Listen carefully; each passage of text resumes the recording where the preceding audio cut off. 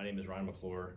I've been a patrol officer for the Campbell Police Department for, it's gonna be 10 years now, this August, as well as a member of the Cumberland County Special Response Team, which is our county SWAT team. I've been doing that since 2017, and on that team, I'm a team leader as well as a marksman observer, which is just another word for sniper. Okay, so I kind of owe that to two people in my life, my father and my grandmother. So my father, he was in the Coast Guard before I went to high school, and actually he had aspirations of becoming a police officer himself.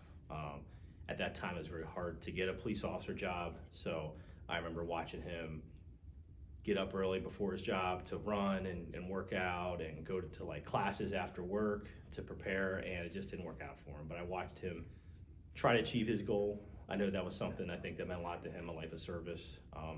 And then the second person is my grandmother. In high school, I didn't really know what I wanted to do.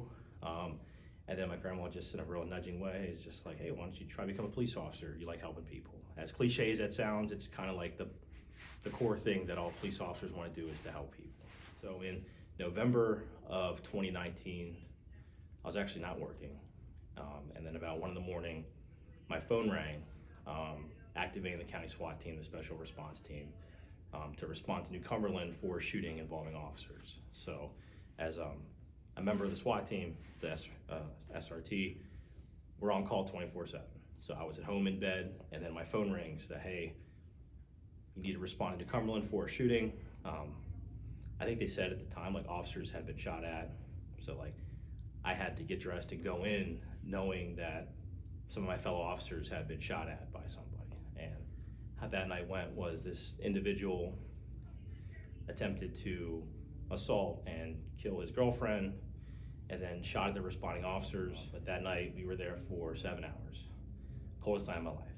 So after 7 hours, we exhausted all efforts to try to get him to come out. We used technology and threw flashbangs in his yard to try to get him to come out and surrender peacefully, but no response. And after 7 hours, me and a small team had to go in and ultimately get the guy out.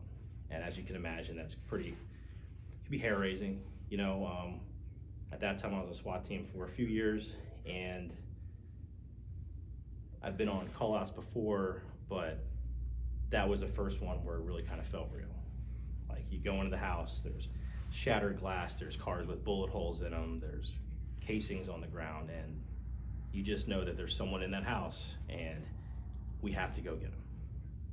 But ultimately we did. He surrendered peacefully. We didn't have to hurt him or anything like that. And I was actually there throughout the process. I was there that day where he was found guilty with some of the officers that were there. And it felt really good to be there from start to finish, because I consider a lot of those officers my friends.